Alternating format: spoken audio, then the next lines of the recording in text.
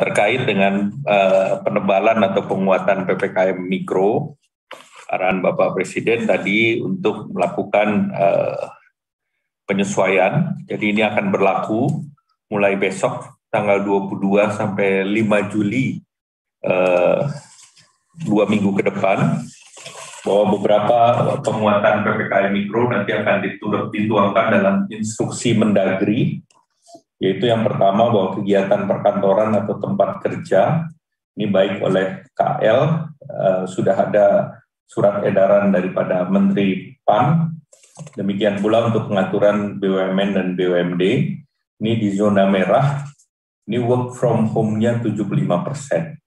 Jadi bekerja di rumah 75%, sedangkan di zona non merah itu 50-50. Dengan penerapan prokes yang ketat, pengaturan waktu kerja secara bergiliran, jadi work from home-nya kalau bisa bergiliran agar tidak ada yang melakukan perjalanan atau mobilitas ke daerah lain. Dan ini tentunya akan diatur lebih lanjut baik oleh KL maupun pemerintah daerah. Kemudian kegiatan belajar mengajar, ini dilakukan kembali secara daring untuk di zona merah dan zona lainnya tentu mengikuti pengaturan dari Kemendikbudristek yang sudah ada, dan dari aturan yang sudah ada memang zona merah itu sudah dilakukan secara daring mengikuti PPKM. Kemudian kegiatan sektor esensial, ini baik itu antara lain industri, pelayanan dasar, utilitas publik, proyek vital nasional, kemudian tempat kebutuhan pokok masyarakat, itu mulai dari supermarket, apotek, ini juga berjalan dengan regulasi dan dapat beroperasi 100% dengan pengaturan jam operasional, kapasitas, dan protokol kesehatan yang lebih ketat. Kalau industri ada IOMGI-nya tetap berlaku. Kemudian kegiatan restoran, warung makan, rumah makan, restoran, kafe, pedagang kaki lima, lapak jalanan, baik yang berdiri sendiri maupun di pasar ataupun di pusat perbelanjaan atau mall. Ini untuk kegiatan dine-in atau makan minum paling banyak 25% dari kapasitas, dan sisanya di take away ataupun dibawa pulang.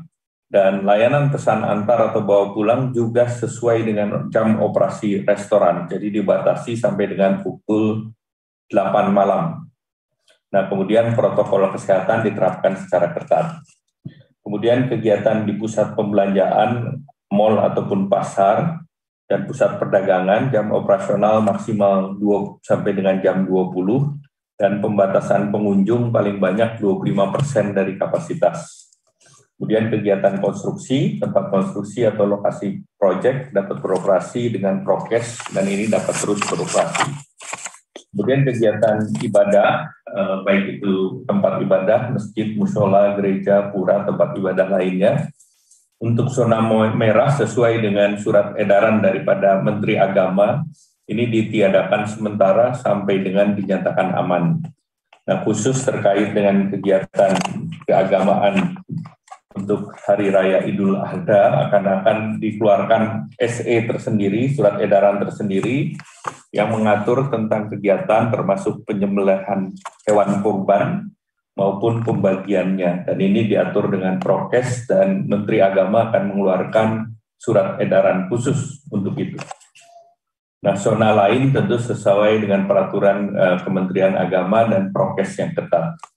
Kemudian kegiatan di area publik, ini fasilitas umum, taman umum, tempat wisata, dan area publik lainnya, zona merah ditutup sementara sampai dinyatakan aman. Kemudian zona lainnya diizinkan dibuka paling banyak 25% dengan pengaturan dari pemerintah daerah. Dan ini dengan penerapan protokol kesehatan yang lebih ketat. Kemudian yang ke-9, kegiatan seni, budaya, sosial, kemasyarakatan. Ini lokasi seni dan sosial budaya yang dapat menimbulkan keramaian dan kerumunan.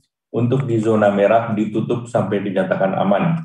Kemudian zona lainnya diizinkan dibuka paling banyak 25%, dan kapasitas pengaturan dari pemerintah daerah dengan penerapan protokol kesehatan yang ketat, dan juga dengan catatan bahwa kegiatan hajatan kemasyarakatan, sekali lagi kegiatan hajatan ataupun kemasyarakatan paling banyak 25% dari kapasitas ruangan, dan tidak ada hidangan makan di tempat.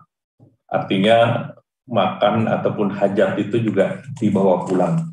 Kemudian kegiatan rapat, seminar, pertemuan dilakukan secara luring, dan ini di zona merah dinyatakan ditutup sampai dinyatakan aman. Zona lainnya tentu ini diizinkan paling banyak 25% dari kapasitas. Jadi kegiatan serapat maupun seminar ini juga maksimal 25% dari kapasitas.